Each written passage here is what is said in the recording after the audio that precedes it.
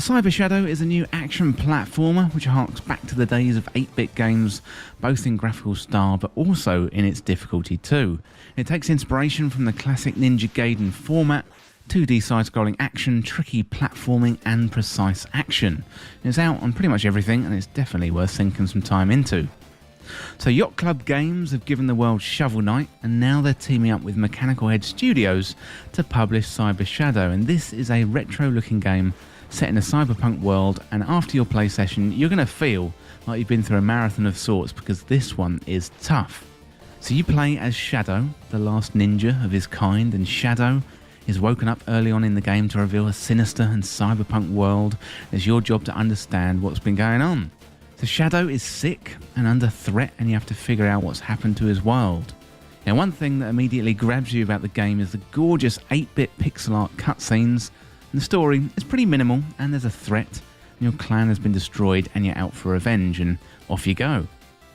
Gameplay in Cyber Shadow is inspired by Ninja Gaiden, so it's your job to navigate the world armed with only a sword to begin with, so you can use jumps, dodges and attacks to remove the enemies from your path.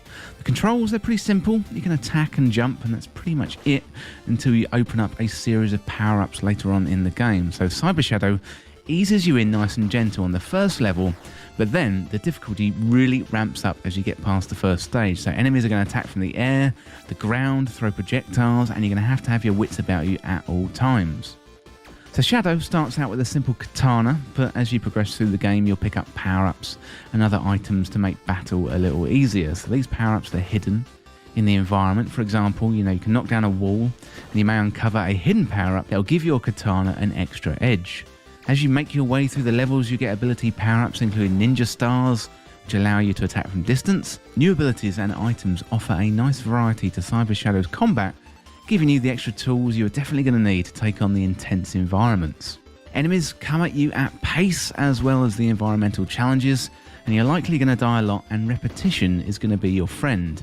I may be a little bit out of touch, but I found the difficulty a little bit frustrating. And when you first enter a new area or head into a new level, then it's likely that you're going to fail, but don't let that discourage you. Get your head down, get back in there, try again, as it's ultimately very satisfying when you take care of that boss at the end of the level. To help with the ever-increasing difficulty, there's a good amount of regular checkpoints, which you'll reach with absolute glee, let me tell you. And if these checkpoints weren't there, then I'd probably label Cyber Shadow as being very obtuse, but these little havens make the difficulty motivating rather than off-putting. So each time you make it to one of these checkpoints, you get a refill of health, and you can also buy SP2. And as you make your way through the levels, make sure you're picking up money as you go, as this will drop from enemies after you kill them, and you're going to need that money if you want to buy SP from those checkpoints. Progress through Cyber Shadow is quite linear. There's not a lot of retracing your steps or exploration that you would find in a Metroidvania game, and this is perhaps a good thing, as Metroidvanias have become a little bit oversaturated in the past few years. So this is a straightforward linear path, although getting to the end of that linear path is not going to be straightforward at all. There is a little bit of exploration, but these slight sidetracks won't distract you from the main objective too much. Now, I really love the 8-bit graphical style of Cyber Shadow. I'm a huge pixel art fan anyway, plus I grew up with the NES and the SNES, so it reminds me of sitting on the living room floor as a kid with a controller hooked into the console on the main TV, spending summers and weekends trying to beat Castlevania and games like Contra. So I played this on Xbox Game Pass for PC, and the colours and the sprites pop off the screen, and the animation is absolutely beautiful.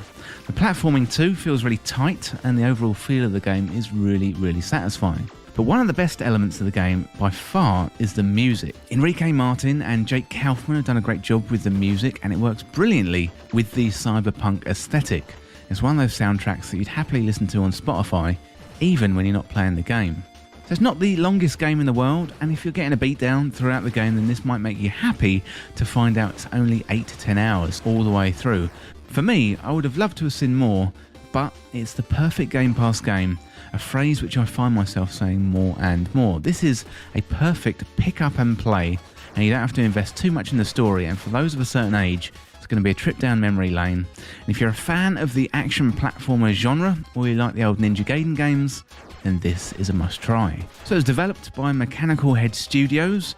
It's available on the Xbox Series S, X1, PS4, PS5, and also on Nintendo Switch, and it's probably a really, really good fit for the Switch.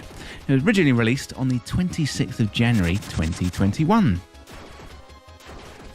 Well, that is it for my review of Cyber Shadow, and as always, thank you so much for watching.